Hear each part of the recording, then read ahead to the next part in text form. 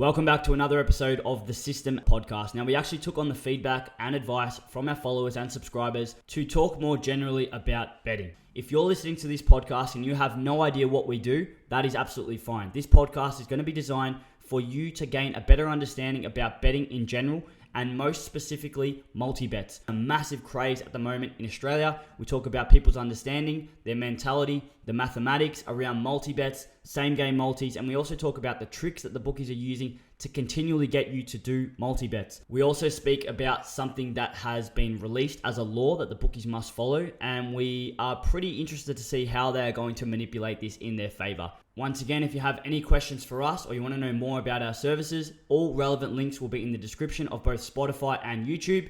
The best form of contact for us is our Instagram. We hope you enjoy this one. Alrighty, so we're back again, guys. This is our fourth podcast, but only our third filming session. Did break one of them up into two parts. Nice to be back. How are we all? Yeah, very well. Good, mate. Yeah, I know JP had a nice weekend away. What did you do this weekend, Steve? Just sent home winners on Saturday. Beautiful. 20 units outlaid, 27 units returned. Love to see it. I thought we'd kick off this week. We usually start with something, flavour of the month or whatever. And I thought we'd start with multis this week. I don't know if it's my algorithm on my Twitter or on my TikToks or whatever, but I feel like I'm just seeing multis everywhere. And I feel like if I'm seeing multis everywhere, the punters out there are just going to be seeing multis. And I'm not talking about winning multis, obviously, but I'm just talking about multis. They're fucking everywhere. So I just thought maybe today there'd probably be people watching this that have never seen what we talk about. Let's just talk about some general betting shit. And multis are definitely the topic at the moment. The bookies are promoting them. People are posting them. Everyone's chasing those green ticks. I know Steve's going to talk about a nice little innovation that Sportsbet have brought in for their multis as well. So let's just start with multis. And the thing that obviously annoys us, right? We're here. We want to make profit. We want to change the way people think about punting, blah, blah, blah. And you just can't make money in the long term betting on multis. And I thought maybe Steve could give a little bit of insight into why you can't win if you're just always chasing multis. Yeah. Look, multis, as you said, they are the popular bet. Everyone loves doing them. Like, it's a common chat between, your mates at the pub is what multi we're putting on. It's not what are we betting on, it's what multi are we putting on tonight. That's just the automatic go-to, generally same game as if the footy's on. Everyone wants a multi. One single bet is never enough. And the problem with it, it's a bit different with same game multis, but I'll just start with standard multis. Why anyone would ever put on a standard multi, I've tried to come up with a reason why. I think I've found one, but I'm not sure. But first I want to say why you shouldn't be putting multis on to begin with. And basically, if you've got a 5-leg multi, right? And the first leg's paying $2, the second leg's paying $3, whatever. Basically, you're accumulating your winnings from every single leg that gets up, rolling it into the next leg, right? So if you put $50 on a multi, right, that's paying $10 or something like that, and the first leg gets up, and say that first leg was paying $2, then if you had to just bet singularly on that one bet, you'd be up $100. You'd have $100 in your betting account now. Wait, 50 times 2 or 100 times 2? 50 times 2. So you'll be up 50. Well, yeah, sorry, you've got $100. Profit, yeah. But 100 in your account, yes, just to clarify. Yeah, no. So you'd have 100 in your account, you'd be profit 50. If you'd got that first leg up and then the second leg comes around, the second leg's paying $1.50, I don't reckon many people would put $100 on that second leg at $1.50. They'd just go, I'm going to put $100 on this. You wouldn't. You absolutely wouldn't. But that's essentially what you're doing with a multi. You're rolling in every single profit or every single leg's return into that next leg every time, which ultimately, as we've sort of touched on, or we've talked about privately, it's just terrible money management. Yeah. It's terrible money management. You've lost all structure. All of a sudden, if your unit size is $50, then that's okay. Yeah. Everyone can have their own unit size depending on your bankroll, etc. But then all of a sudden, you've gone 1 unit on the first leg, and then you've gone 2 units on the second leg. If that gets up, now you're sitting at $150 return. So now that you're putting 3 units on the third leg, and it just continues to multiply. So ultimately, you're just always going to be out of whack for how much. The easiest way to dumb it down, I guess, for somebody that doesn't know what a unit is, or just to relate it to your own betting, is think about how often do you back. Let's just use a standard 5-leg multi. How often do you back 5 winners in a row? Any bet. I'm talking, if you're betting on your horses, you're betting on the AFL, the NRL, NBA, whatever. How often, if you went through your betting history, and I'm not talking about multis, just how often do you back 5 winners in a row?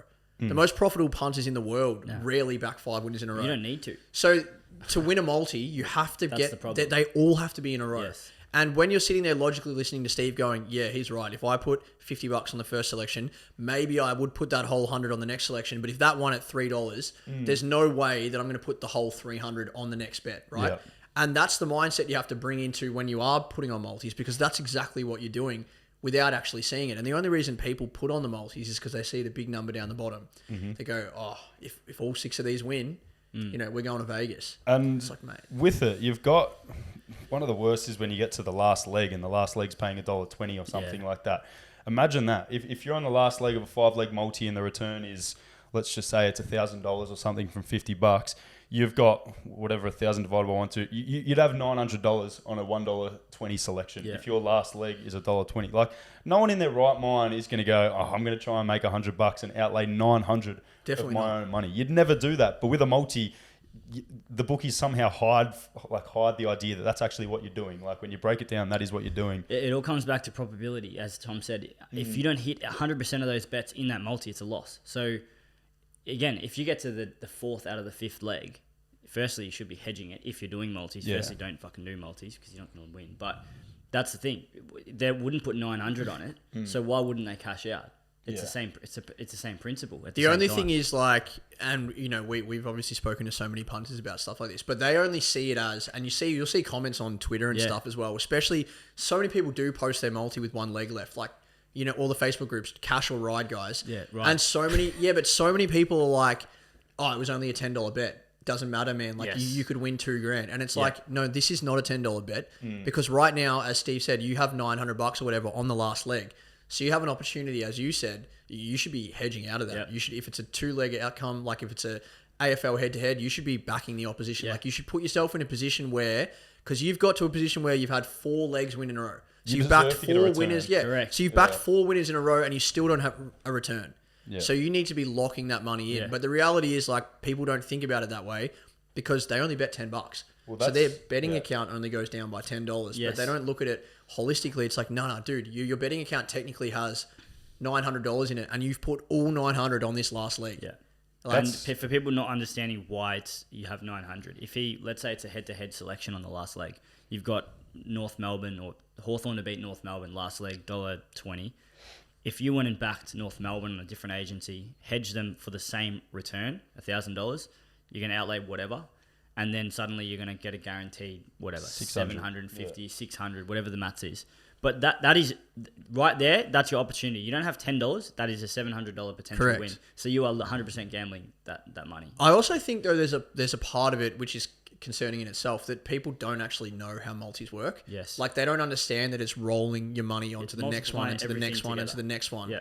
So they don't see it as having a return until and only if all 5 win. Yes. And it'd be interesting to have chat to some people that, probably didn't understand how a multi works. They just see it as, obviously the odds are multiplying together.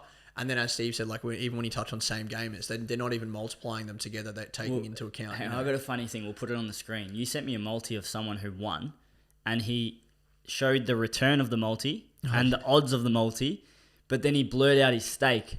So everyone knew he didn't want anybody in the group to see how much he put on the multi. I guess. No, it was a big stake. Because you can calculate it just fucking. It was like a 500 to 1 multi, and he had 100 on it. It was like $51,000 collect or whatever. Yeah. And he obviously didn't want anybody to know that he'd put $100 on a 500 to 1 multi.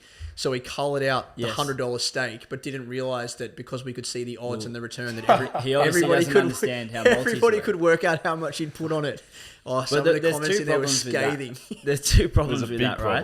The first problem is he didn't cover his boost, and his boost was like 30 to 40%, which we've spoken about before. If anyone's getting those big boosts on accounts, you're a loser. Massive losing punter. Not a loser, but you're a losing punter. Them personally are not a loser, but their account is that a loser. As well, if you're putting 100 on that, and everyone has different bankrolls, if you're doing that, you'd want to have a massive bankroll if you're doing that. I hope so. But adding to that, the problem is that he knows he's a losing gambler. That's why he's covering his stake. He knows he's a problematic gambler because that's why he's hiding the stake. That's why my first reaction was, he's like, this bet's ridiculous. So there's no way I can show anybody. Literally, I'm not proud of this bet. He's literally not proud of the bet. Like, he wouldn't want to show his wife, girlfriend, whatever. Yeah.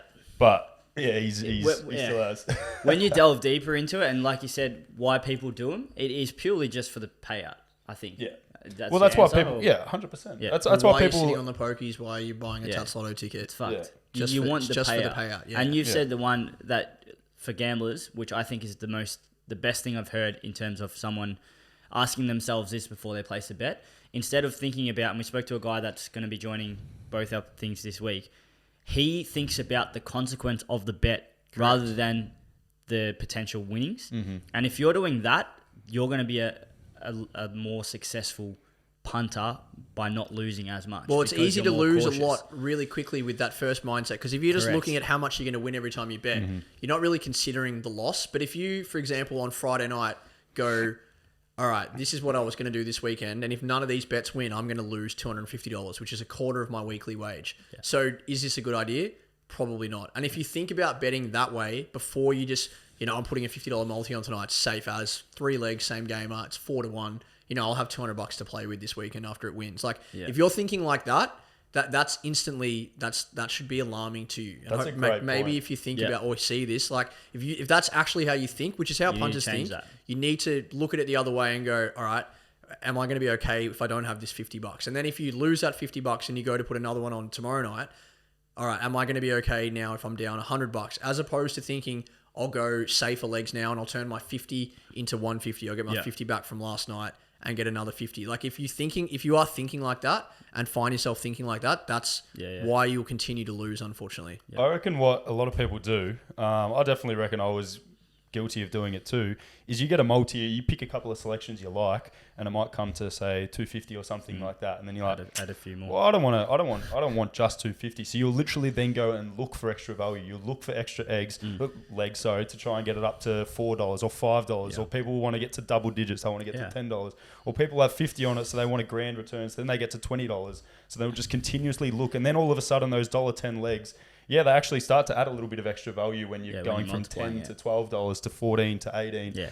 But then you're literally just adding an extra leg every single time that, mind you, is already under in the expected value. You're already getting less on what you should on those legs to begin with. Yeah. It's just a recipe for disaster. Well, we did a podcast earlier this year, Tom, where we spoke about the people doing like a lot of $10 legs and then putting a lot of money on them, the whole multi. Yeah. But the question you can ask is, would you put...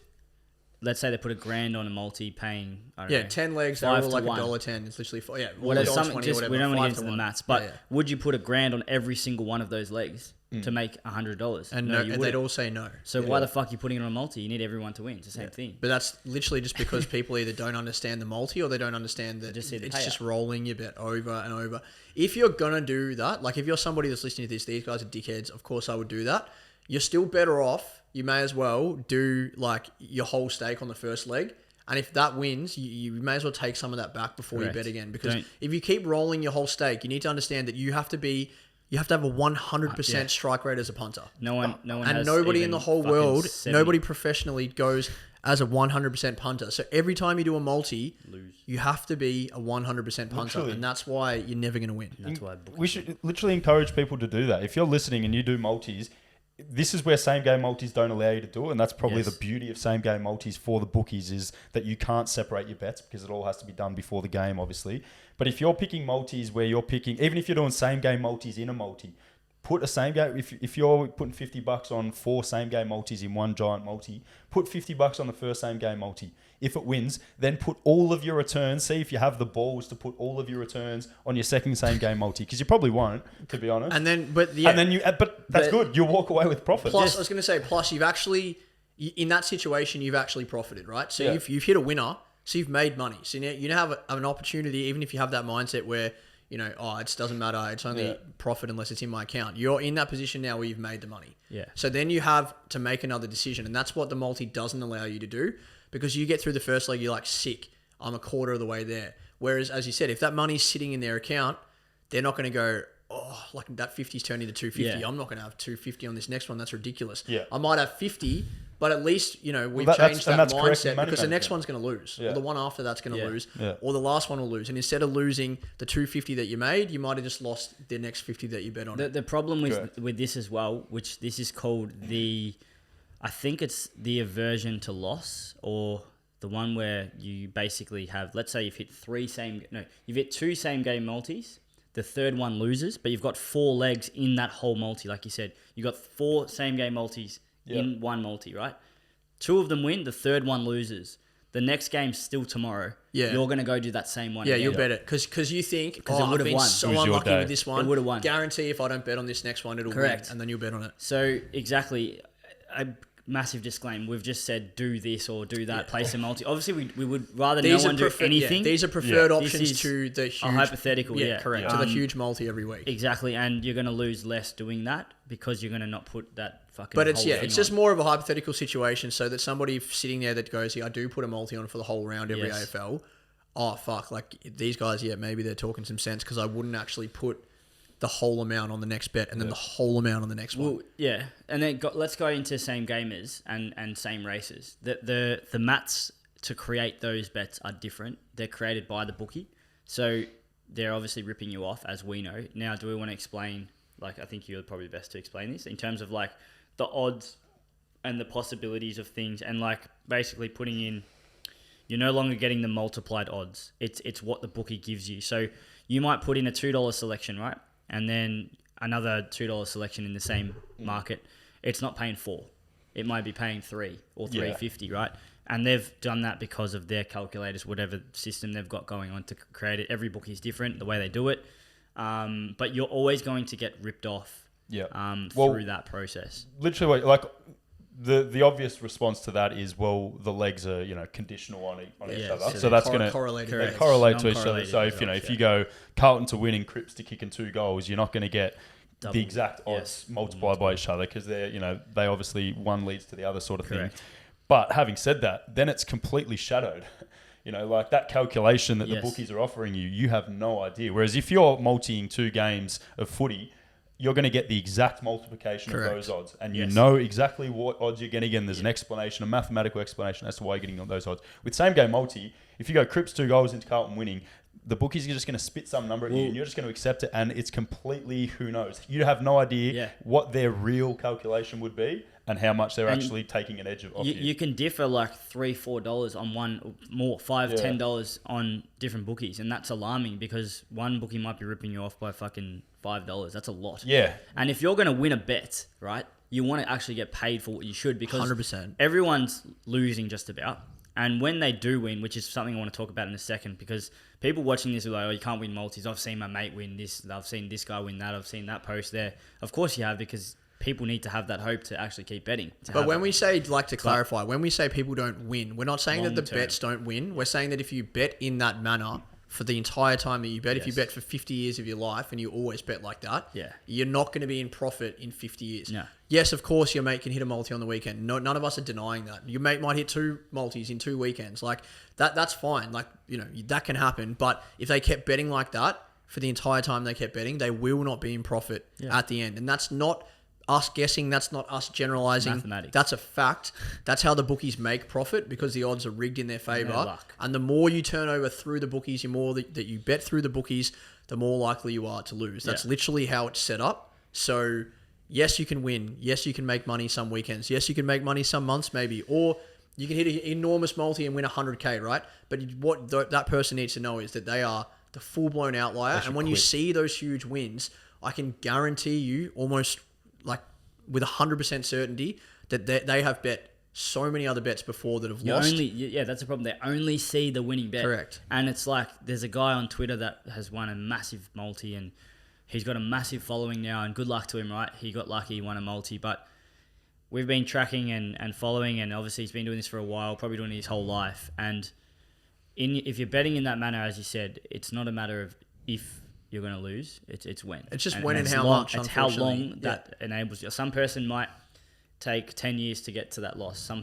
person might take fucking 5 days because all their losses come first. That guy has probably, or an individual who wins a big bet, probably saves them for longer and actually makes them bet more in the process and probably quickens that process to back to losing in the end. I think the frustrating part about what we're talking about as well is that, like, we're talking about edge, right? The bookies have, the bookies are going to make money off you guaranteed. Like, they know it's guaranteed because of the way they set the odds. And everybody seems to understand the roulette analogy, right? Everybody seems to understand that the house always wins on roulette because they have the green zeros, right? So you can't just go to the casino and keep betting on black and eventually double your money, right? Your initial stake, because there are double zeros there. That means it's rigged for them to win. That's why they're there. And people seem to understand that. They go, yeah, I get that. It's rigged. There's those double zeros. But then when you talk about it from a bookie perspective, they don't understand that it's rigged. And the easiest way for you to work out if it's rigged is go to the next AFL game, look at the two teams.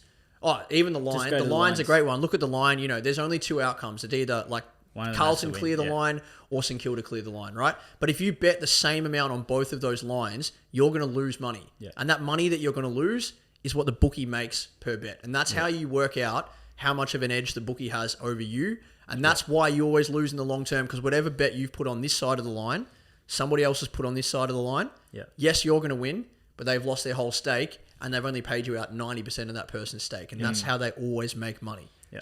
Literally the same as a casino. Like, a lot of people, I think, do understand that the bookies are rigged. You know, like there is also a large portion of people that don't. And they definitely, you know... Pig amount stupid. Hey? Dunning-Kruger effect. They're yet to work it out, but they eventually do. But going back to the roulette analogy, there's still a shit ton of people that will go and play red and black. And so there's two issues here. There's one that it is definitely rigged, and then it's two that it's rigged. People know it, but they're still willing to go and play the game.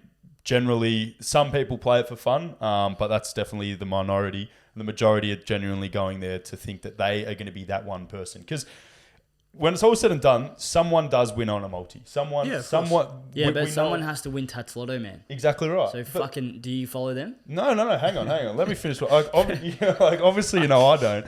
But like, it's like people think they're going to be that one in a million. Yes. People think they're going to be that one in a billion. But when it all comes down to probability. Would you rather be in the chances of being in that 0.001% of people?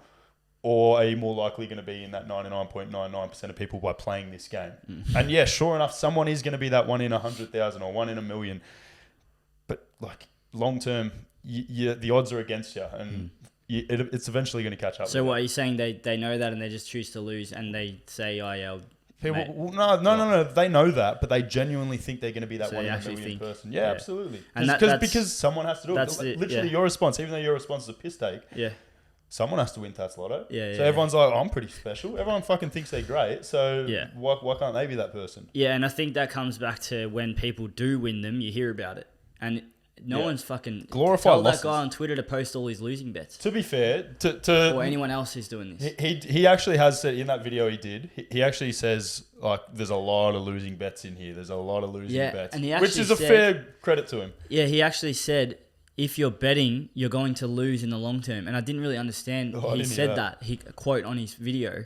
And I'm like, hang on, what? Like, you're just claiming that you're winning, but you just said that you're going to lose. No, but I didn't want to take it out of context. No, it's not out of context, because he doesn't, like, the thing that he does well is that he doesn't sit there and say, I'm a god. He's like, this is what I've done. And as he said, I'm lucky enough to have hit this huge multi. And when we comment on these things, we're not attacking this guy. No. Like, this guy, he's on Twitter. He can post whatever the fuck he wants. Yes. And good luck to him. But it's when people go...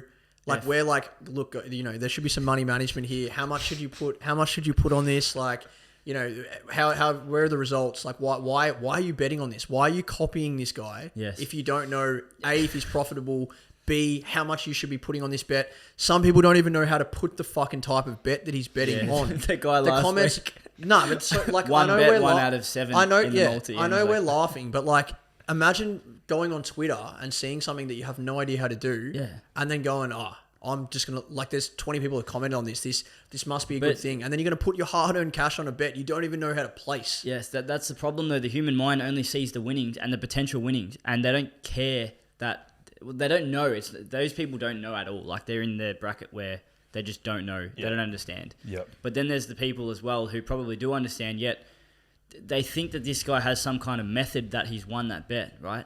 That's full-on luck. He's hit a gold mine out of probably hundreds of thousands of bets. It's human nature. If you go to, like, I'm going a little bit off topic, but Tats Lotto, right? Yeah. If you're an agency, if you're the agency that sells Group 1 Tats Lotto, people are going to that shop. People drive across town to go to that shop. We had the winner last week. And Gambler's fallacy. It's like, fucking, I'll go there.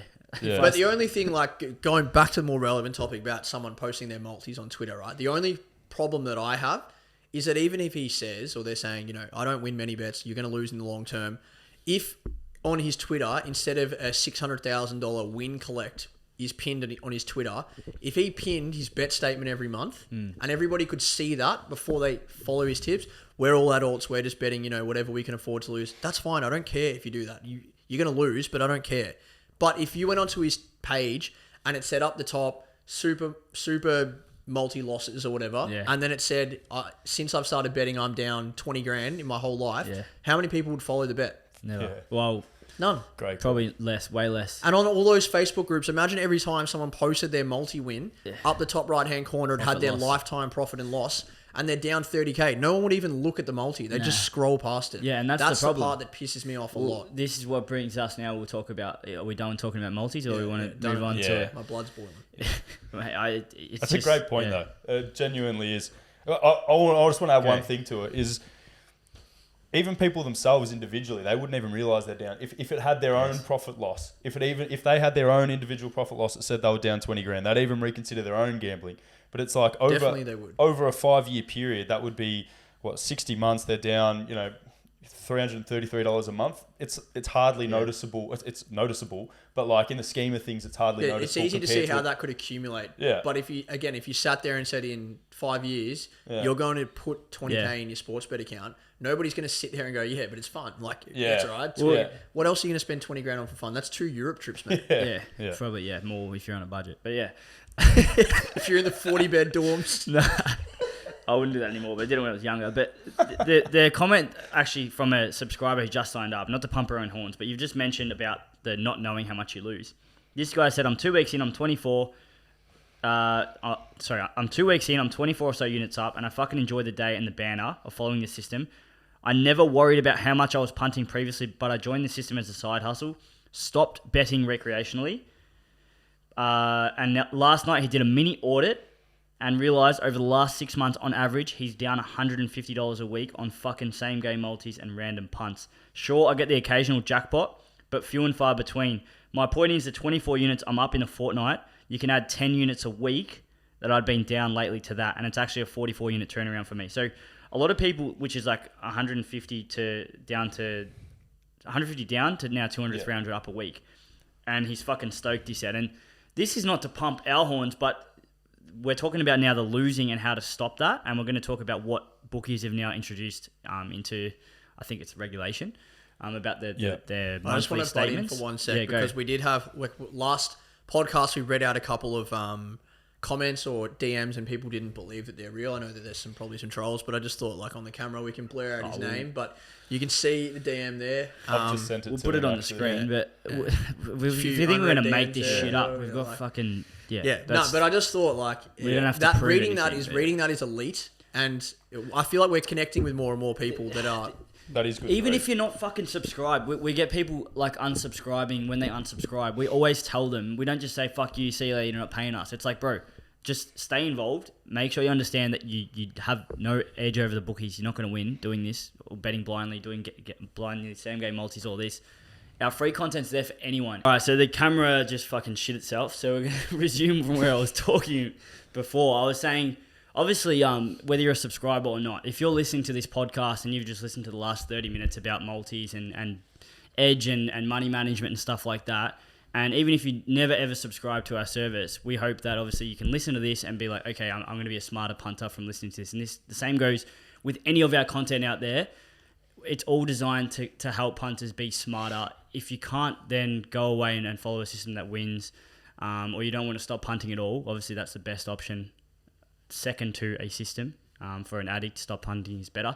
But if you watch this and you're like, okay, I've learned that and I'm going to apply this to my betting and that's going to help you, then that's a win. So I think what we'll talk about now is what the bookies have introduced with the government thing. I don't know the official law of what's done. But well, the bookies haven't introduced it. It's been, they've had their hand forced. Yeah. So essentially what's happening from August is that the bookies have to send out, they have to send you a monthly statement every month.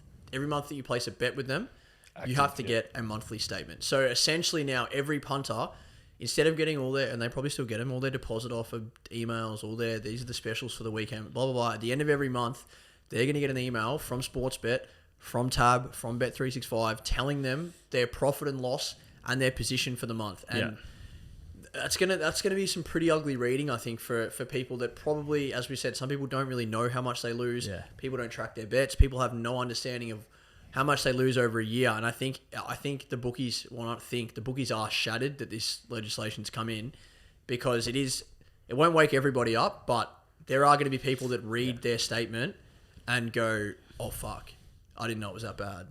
Or I thought I hit a couple of multis this month. I didn't know that I was still down $2,000. all this money. Or literally just seeing deposits, Yeah. $2,000, withdrawals, 500, because you hit a $500 return multi and you think that you're up, but you've put in that much over the month. Like, yeah, the bookies didn't want that. They did not want that, but yeah, that's one step towards responsible gambling. We're stoked to see that come in. Like that's an elite step in the right direction for us as a country, for sure. But yeah, it'll be interesting to see that now. And, we get a lot of hate or shit on TikTok or whatever. And it'll be interesting now. Show us your monthly statements. Have you looked through we've your been monthly asking for people for that. Them? All these geniuses telling us you can't win, or they're making heaps of money, or they know how to do it.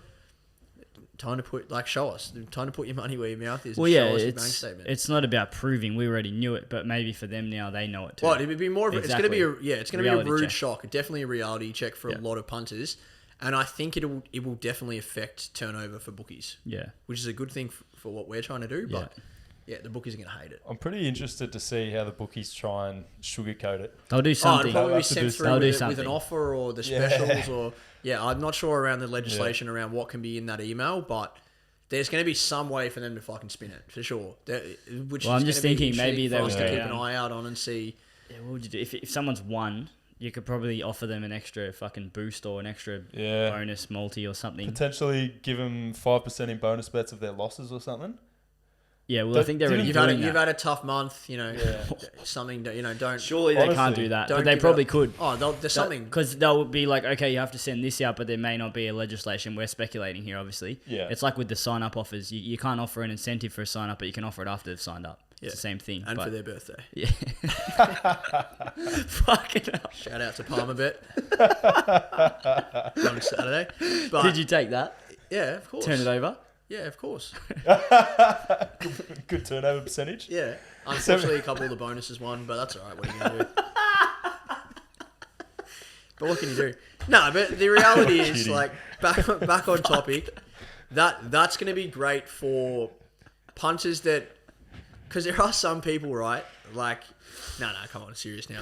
There are some people that see our content and then they think, actually, I'm smarter than the average person. Maybe I should listen to what these guys say. Maybe I should have a look at my statements. Maybe I should check my betting or do, a reconciliation of my accounts. So there will be people now that get that statement and see it and get a really rude shock and then pull back their betting or change the way that they think about betting.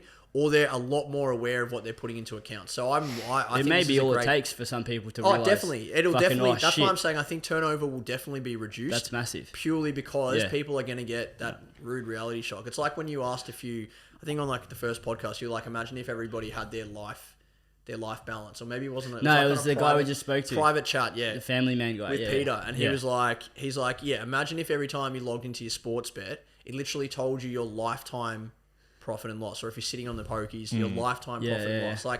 Of course, people wouldn't bet as much. Yeah, but I don't think people want to know. People don't want to. But no, at least loads of people won't open that email. Yeah, loads of people will be afraid. Hopefully, it doesn't go to their junk. That's. I was going to say that could be one thing where junk. they can try and send it so it looks spammy enough that people don't open it. Well, if you do certain things with emails, which we've kind of worked out with anytime we've our subscribers when they sign up, it goes to their junk. We need to sort that out, but. Obviously, I wonder if that's something that they'll do. You can manipulate it, so who knows? They'll definitely try to do something, and I'm excited to see the punters' reaction, and B, as we said, we know that the bookies will do something different. Did you say it's not until August they have to do it? August is when it's when they legally. But they already started. I think. Well, PointsBet already did it. PointsBet did an annual one. I'm pretty sure. I saw not long ago. I know Betfair do it. For a week, but it's in a different format. It's more like Bet365. You can look in your account. Yeah, Bet3, one that's way a you can- change, which is elite. I don't know if that's a responsible gambling law or if Bet365 are just trying to get on the front foot. But yeah. that we've already made a video about that. Like if you have a Bet365 account and you're not sure how you've been going betting, you can literally see your last 12 months, your last 3 months, your last month. So have a look in it.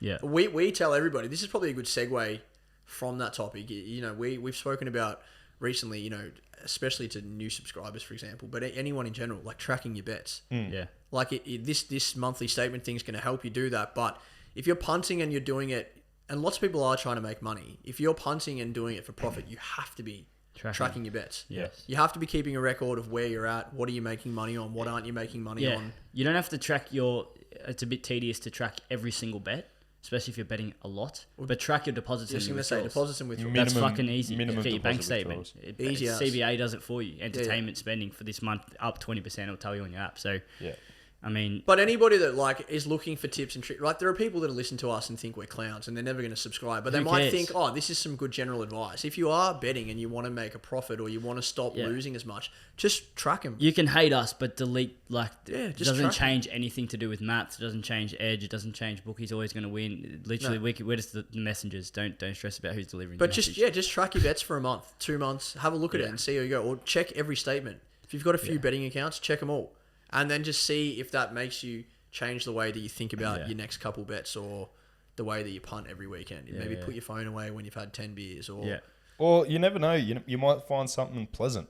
Like you might find that you're good at hitting. It's changed you're good at hitting particular types of bets. You might find something that you like. You don't even realize you're good at. But if all of a sudden this is where you need to get tedious and I've lost 500 on the horses. I've lost 300 on the NRL, but I'm even AFL, I'm pretty good. I lost 900 on same gamers, but I'm even on singles. Delete same game. Maybe I multis. shouldn't be betting on same game multis. Plus fucking 900 for the month or whatever. Brings us. We forgot to include this in the last bit. I think we wanted to talk about some tricks and stuff that bookies are using. You wanted to talk about. Well, we're sort of leading into it there about how are they going to sort of disguise their. Well, this would be emails. these things would be the combat to the. People are going to start seeing how much they're going to lose. How can we get them to bet more? And maybe you can dive into this one, Steve.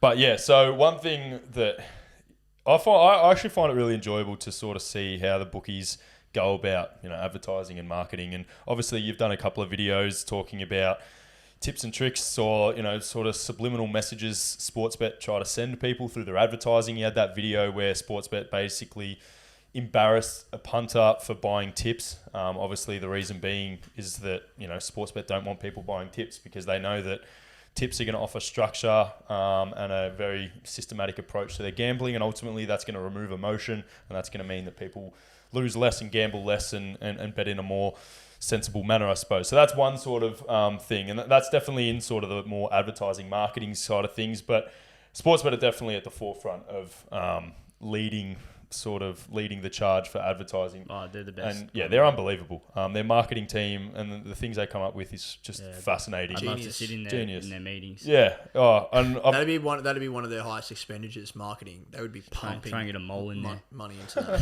I mean, it's not rocket science what they're doing. Everyone knows what they're doing, but But look at their most recent innovation. It's absolutely brilliant. It's probably it's a couple of months recent now. Yeah. We should have talked to the last podcast, but we didn't. But the same game multi live tracker. It's just honestly the best part about it is it's actually really useful as well. And so annoyingly, no, call it's perfect. It's convenient. It is convenient as for everyone. Like for anyone who's placed the same game multi, you got disposals, whatever.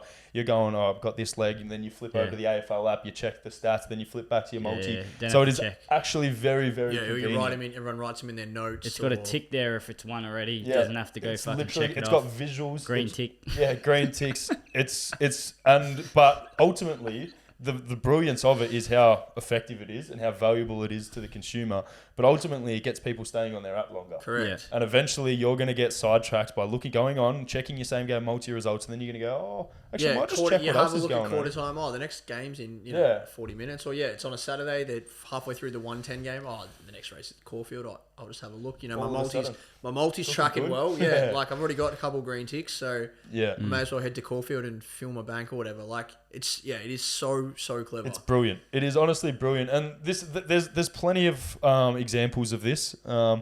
And what I don't think people realise, one of the comments we get from people when we highlight these things is people like, oh, it's not that deep, bro. Yeah. Yes, Those people are the ones that will either lose and haven't lost enough yet to realise it's a problem, or they just want to fucking throw out hate on for random reasons. Fair, there's half a chance they probably don't even bet, and they're just like... They just want to take the piss, which is fine. Keep doing it. Do whatever you want. But it is deep, and it's fucking smart, and they'll keep doing it, and they'll keep making ways until they can get smarter and smarter and smarter without you even knowing it. Yeah, anything to keep you on the app longer. Literally, Bet with Mates was the best fucking thing because it's so convenient.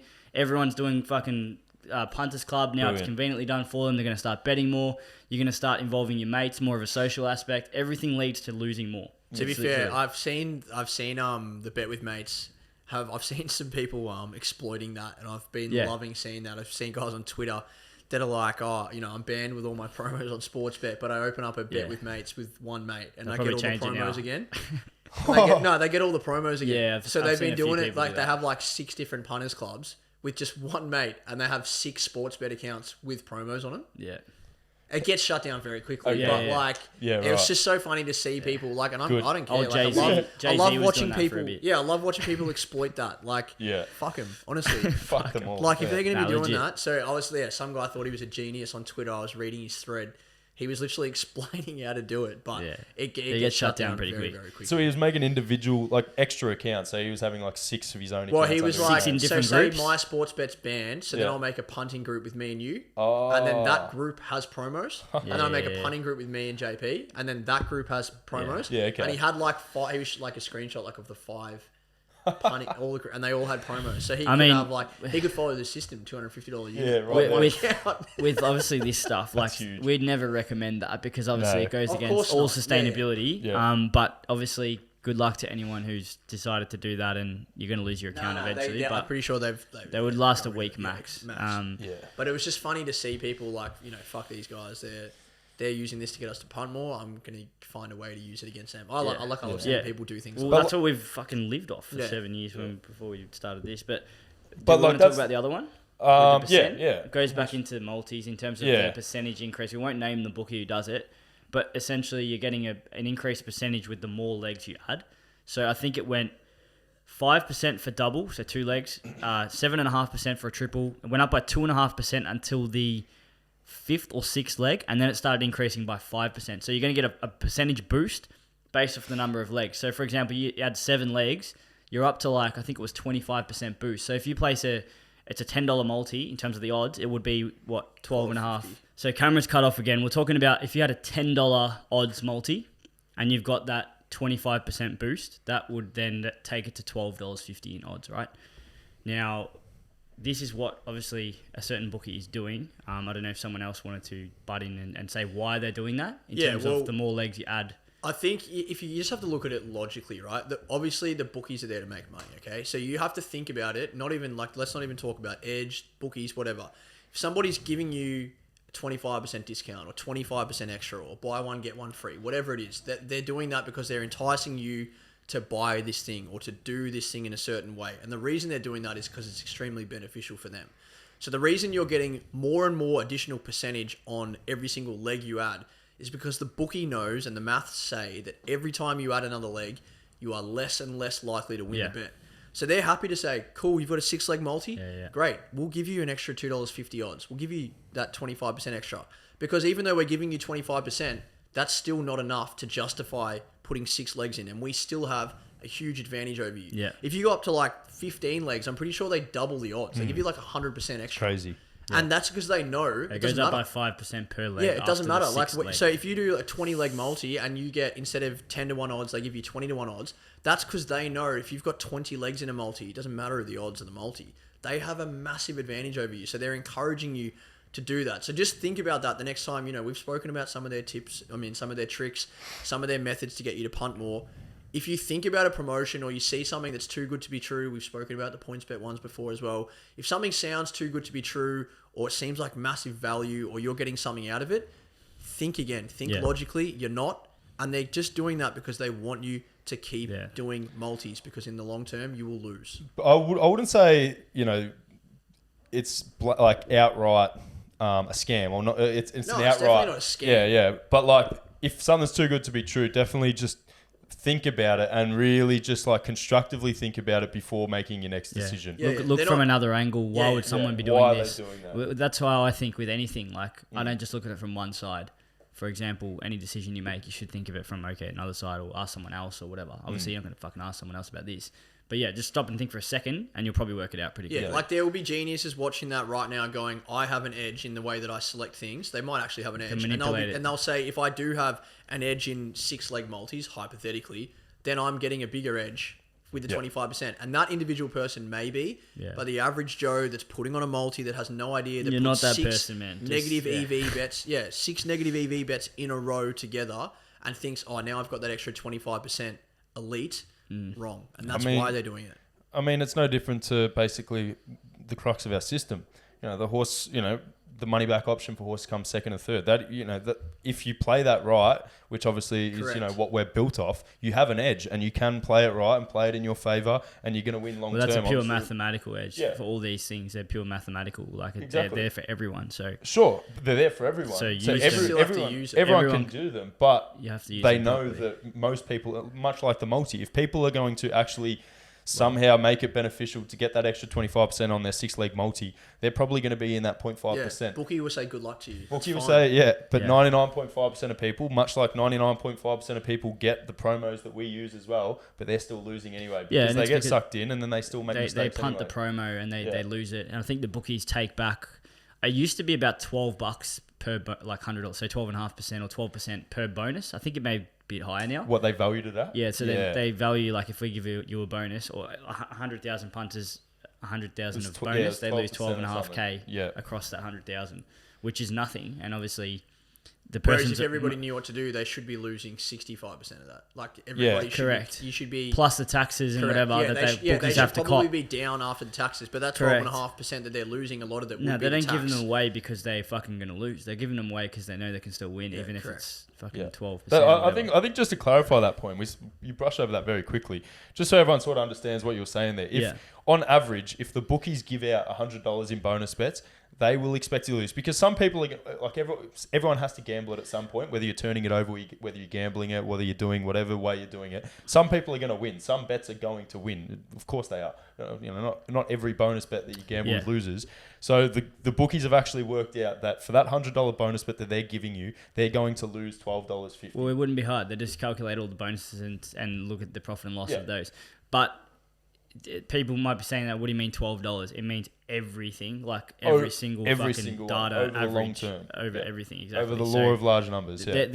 They know this because that's what their business model is. So you'd hope that they know it. So 100%. And they're happy to lose that 12.5% because they know that all it does is encourage you to bet into those markets. It encourages you because you think, I'm going to get a bonus bet back, so I'm going to bet on this race. Correct. And when you don't get a bonus bet back, you lose it all. Correct. So the bookie makes 100% of that bet, even though they lose 12.5% of the bonus they give. Psychological term of that's called aversion to loss. So you expect to lose less than you actually are losing. However, you don't realize you're actually going to end up losing the bonus too. Yeah. So they've fucked you in the head by giving you the bonus, and then you've donated the bonus back. So you're down whatever you put on the bet, plus you're down. Well, you're not down the bonus, but you don't get anything back from the bonus because you lost it. Correct. Yeah. So you're still down. It's very, very smart. But now that we are talking about down and results and money, nice little segue. I mean, we've done really well. We got some feedback. Everyone wanted some more general betting discussion, and I think we've nailed that tonight. But obviously, we still want to talk about our results. The cameras are overheating because of the fucking podcast quality this tonight. So I thought let's dive into the results. Obviously, we had a really slow June. It was to be expected. I think we were pretty aware that June can be a really tough period. The tracks start to get really heavy. The horses, we're not really sure where they are at their preparations. It does get a little bit trickier. The data still suggests that we make profit, and we were profitable again during June.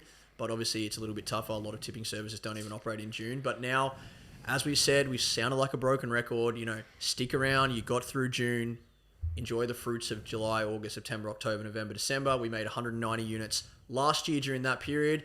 And we're very vocal about, stick around. We've not seen anything that we haven't seen before. And maybe, Steve, you want to talk about what's happened over the first 3.5 weeks of July? Can I just butt in before we even say that? I don't, obviously I'm now on board with the system. You guys were more on board at the start. But I don't even think we expected to see what's happened in the last 4 weeks. And I'll let Steve talk about it. I was more frustrated because obviously now I'm behind the customer service and I can see the people who are jumping in and out, whatever. We had a pretty big influx start of June, and then we had a massive outflux, as you like to call it. Obviously, we're getting people coming in all the time and out. People have different things on. They play footy. They're understanding how it works. They're coming back. They're learning. They say, I'll come back in spring. They're sorting themselves out. Maybe get their accounts ready. All sorts of different reasons. A lot of the reason is because they were too impatient due to that period because it was ranging. And now, obviously, those guys, Steve, tell them what happened. Yeah, well, it's been pretty fucked. Like just an absolute fill up of the last 4 weeks, to be honest. I reckon, normally we have sort of one of these Saturdays every sort of 5-6 weeks. Generally just over our data. Our Saturdays previously had been probably larger. We've definitely gotten a lot more consistent in our results. So, we've had 15 unit days where they used to be sort of 20 unit days probably a year ago because we used to tip a little bit differently, but we've changed our ways to try and improve our overall results, and that includes becoming more consistent Saturday. Anyway, long story short, we've had basically 4 fill-ups in the last four Saturdays, which is just honestly it's unreal, and it's a real reward for everyone who has stuck on through that ranging June. It can be pretty emotionally testing to be put through sort of tougher days. We had a -8 unit day in there as well. 6th worst ever. That was the vlog day. We're going to post the vlog. That's right. Probably within the next couple of weeks as well. But then you look, the last 4 weeks we've had an absolute fill up, and honestly, I'm shattered that Randwick got abandoned on Saturday because the way we were going, we would have gone plus 15 if we could have outlaid an extra 10 units. But we do 8. Plus 8.5 or 8.5 and or only something like 20 outlaid. But only 20 units outlaid. So the Saturdays, it's gone, 15, 15, 15, 8. Or something like that. Profit. Yeah, the monthly profit is like 54.7. Is that We're right? on the verge of literally our best month ever. 53.4. And one Wednesday and a Saturday, hopefully Wednesday. But what do we need? about Saturday, 2 or 3 units. We only need like 1.5 units. Break the record. I mean, it's irrelevant. Like obviously, the system doesn't matter what it makes this day or next day. But I think probably the most telling stat and something that really blows my mind. And I reckon you said, it's probably something that you didn't really expect, or we didn't really expect to have a month this well. Honestly, we were due for it. I know that's what sounds like a real such gambling. a mug thing. That sounds like such a You're the guy doing thing. the data, so you. No, I know, but like literally, we have had probably, I don't know, a few months where, we had it. I think it was obviously June not too well, but March and April we didn't do as well as I expected we would.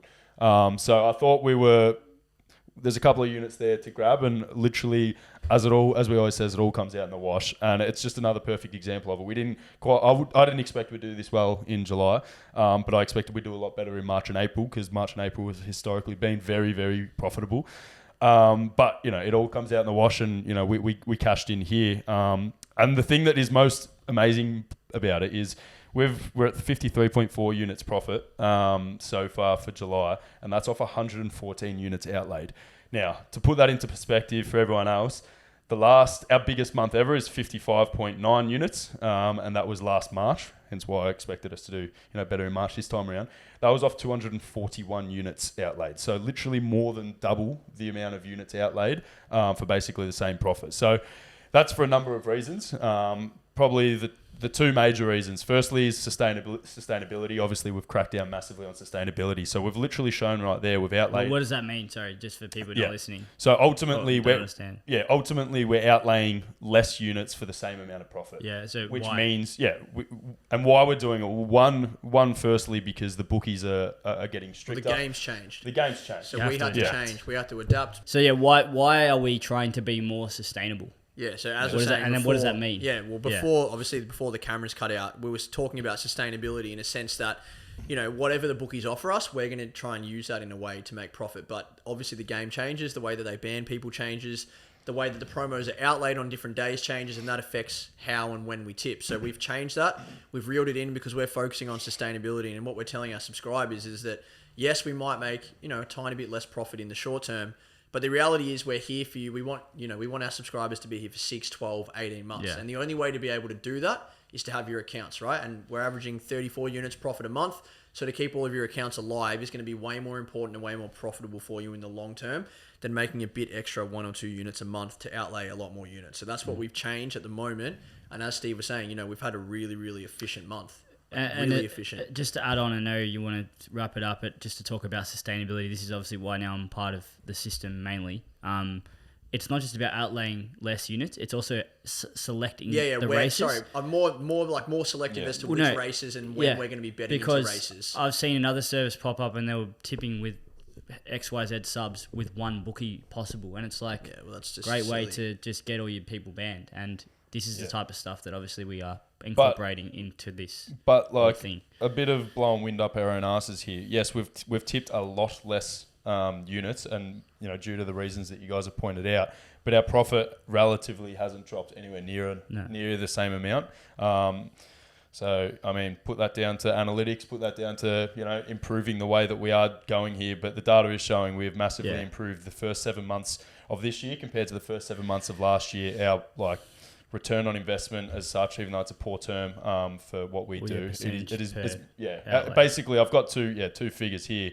I won't get too into it, but basically the profit we make per unit outlay for the first 7 months of the system existing basically was 0.13, and we've upped that to 0.17. So 0.04 of a unit extra for every single unit. So for every single $10 bet that you put on, you're making an extra 40 cents now with us now compared to what you were a year ago, which is actually a pretty telling stat. Yeah, well, a guy actually jumped off that's been a long-term sub, and he sent me this long email about a conspiracy theory that he thinks the bookies are beating our system now because we're profiting less, looking like this was before this massive period. He jumped off in like mid-June. And I said to him, look, that stat there, the ratio, or is it thereabouts, if not the same? And yes, you're making less, but we're still profiting. Yeah, and that's now gone up because of that. Yeah, our total units profit in the first 7 months last year is higher than our total unit profits in the first 7 months this year, but we've outlaid literally half the amount of units. Yeah, that's crazy. So our profit should be half, but our profit, I think it was... What is it? It was 250 units last year off 2,000 units outlaid. It's 183 units profit this year off 1,000 units outlaid. That's amazing. Which is just an absurd increase. So, and that's just, I mean, we're iterating, we're constantly improving. Obviously, people who have been on with the system for, 12 months would have seen we introduced 3-unit plays, we introduced half-unit plays. We've continuously made changes, and we've started selecting better races as well to outlay maximal units, I suppose. We've also got now 370 all-time high, so we have to consider that too. 374. So we have to cater the service to that amount of people. If we were doing this on our own, we'd be tipping differently or doing things differently. Absolutely, we would. Because we know we can do it. But for them, we have to cater towards everything. Like, this is why it's so complex, because sustainability, profit, obviously catering to more people. You have to consider 375 people betting on the same tip. Yes. Like, you have to make sure that it works for everybody. And yes, we could tip into more races for sure, but that could be at the expense of either our sustainability or at the expense of the subscribers' accounts. And that's that's the biggest thing that we're worried about in the future, is that people could get linked. So we're not going to bet into races where there's one bookie or two bookies, because it just opens up.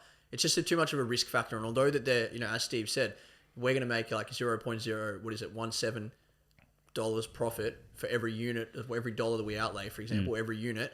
But anybody that hears that goes, well, why don't you just keep outlaying units? We're going to keep making profit. And we would, but you'll lose your account. We could do this if you never... We used to do that. Yeah. We used to outlay more and more units. Literally, look at last year. We did make more units profit. We outlaid more units, but is that risk reward worth it? There was more promo. Sustainability wasn't as much of a factor. And now, obviously, the bookies are onto it. You see match betting services and promo tipping services pop up every... So people are getting banned left, right, and centre. It's like, it started up this week, banned. It's like, bro, that's why. I think we could definitely touch on that next podcast. Time. But this has been an elite podcast. Like, I feel like we're getting more and more really positive feedback. We're getting some great comments from our subscribers. People are randomly finding us on YouTube Shorts. They're finding us everywhere. We're getting out there. Hopefully, people that listen to this and watch this do take little bits away from it and think about their betting a little bit differently. And of course, obviously, for anybody that does think that we're interesting or wants to jump on board, subscribe to our YouTube, subscribe to the Spotify, flick us a DM on Instagram. The best place would be Instagram or comments of YouTube if you want to get a question answered. Just want to add 2 things. We are going to be moving this podcast with the 3 of us onto another Spotify called The System. So subscribe to that. It'll get posted on the YouTube for The System if you're watching this. It'll also get posted on the Hustler Squad as well, but we want to try and get the traffic over there for this podcast so it's easily organized in just the System podcasts. The second thing is we will be launching the vlog that we filmed in June. It's been a long time coming, but It was a sixth worst day ever, funnily enough, but we don't care. We just want to show you guys how it all works. So if you're interested to see that, I think it's a really good watch, just to kind of see what goes on behind the scenes. But yeah, another good podcast. It's nice to kind of give people some value without, I guess, making them pay. But yeah, if you want to get involved. I think people are enjoying it. We had a comment today on Instagram on one of the videos I did. A guy said, "I'm not a sub, mate, but keep up with these videos." Yeah. He's like, "I've learnt so much just on, seeing your videos over time." Obviously, we put up a lot of things to try and educate people. So it's really great to hear that feedback, to be honest. Really appreciated it. And we also got people on the other side, but we're not going to stop anytime soon. So if you want anything answered or you want to know, just DM our Instagram. That's Subscribe, the best way. DM, and then obviously, as we do for every little podcast, we are at the end. So if you made it to the end, cheeky little discount code. We'll call it Camera 10 this time, because our cameras have been overheat pain 10 in the or ass. Camera 10 or something. Camera 10, if you hit us up with a DM or use that code in the checkout, you'll get a little discount. So well done for listening. See you guys next week. See you later. Cheers, guys. Do we not need her in here in case the microphone... They're all on, yeah? No, is that going to run out after 30 minutes like normal? No, we got charging, everything. SD No, cards. don't say if you don't want to. I was just SD curious. cards are max, 128 gig, 2 hours and 40 minutes of content, and all on charge. Fuck, this is going to be hard I've just been rinsing. I've just been rinsing. Bro, make it so it's like at least... Seems like this. Out of your mouth. G'day, guys. Yeah, welcome to the podcast. They've got different colour and one's way smaller. That one's got a pointy nose. Or maybe this one. That's fucking tiny. Look at the side of that. Yeah, are they babies? Yeah, they're different ages. She's 9 weeks now. 9 weeks? I only saw one that you weren't eating. Yeah, well, I used to have some. Oh, yeah? When I didn't actually try them in South America. I was way younger. I found it too whack. It was fucking weird. Crawl on me. Bro, now that camera's too hot. Too hot? Turned off. Oh, for fuck's sake.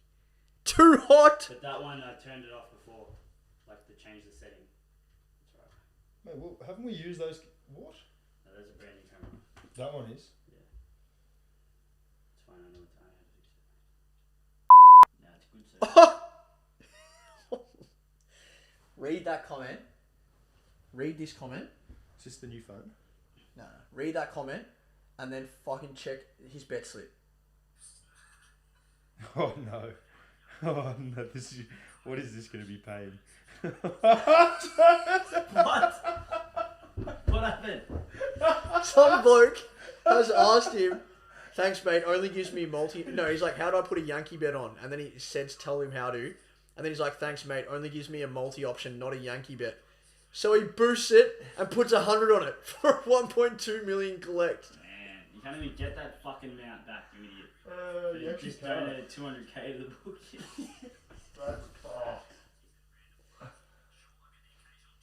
100 on it. I thought it was going to be like $1 or something. He's at 100 on a 12,000 to 1 multi. Yeah, $12.5 odd. That was so defeating. Fuck me! Which one is it? Oh, man. Is it done? I thought we were flying then. Can you Is get it it on? recording that though? How does it not lose that when the battery goes off? It remembers. What was I going to say? Have you... Fucking hell. Remember when he came on that video and he was like... What's midday? That was the fucking best thing when he entered that fucking video where we were sitting there like, oh, about time. He's like... Sorry, lads. I went to school last year with who was in one of your podcasts in May, and seeing someone I actually know have success has really made me want to get a part of it. Yeah, that's it. And continue betting the way that we did. You are fucking kidding me. Fuck, we're literally 5 minutes from finished. Fucking hell. We're on the home straight. I'll happily have a free month. I'm the one with the ego that thinks I can do it myself, but I definitely can't. I'm shocking. Give him the money. No, not him. No, I was gonna say. I'm just saying. Yeah, he was. I just wanted to reply. Well, at least try to answer the question, brother. I think it's quite simply that it's quite rare to find a tipping service that's actually profitable. No, I so didn't many like this scams one, out there over the last 5 years, and add on to that, and add onto the scams and the free tips pages that lose, it is drilled into the mind that all tipping pages pretty much lose and paid services are scams because you can't beat the bookie. So actually the free tipster that loses is a genuine good bloke because he isn't trying to scam anyone. Rather, he's seen as trying to help everyone win money despite losing. So you're spot on. It's, oh, well, he's a good bloke for trying. We'll give him a crack and follow his tips. I did actually. That's pretty much what you said in the video, isn't it? That's pretty much what I said there. Yeah. Collingwood asked, they put a tweet saying everybody send in your videos of the goal. And then they edited them all together from all different angles through the kick. It's actually genius. Yeah. That's very smart. I saw SEN say it's the greatest goal in history. I was like, shut the fuck up. The actual process to the goal and the goal was literally elite. It was mad, 100%. Yeah, but like, you got to be smarter. Coast to coast in 17 seconds and the slotted it from 50. Yeah, but hang on. Who are they playing against? After the siren. Who are they playing? That would never happen against Geelong. Yeah, true. But still. Or Melbourne. The fact that they still executed it. Yeah, it's mint, but it's not the greatest goal in history. You got to relax. I think the greatest goal in history would be Dom Sheeds from the boundary. Yeah, I'd put it up there. I was actually, Comment that. Thank I was so low. We were just here. Yeah, I was waiting. Oh, I wasn't filming.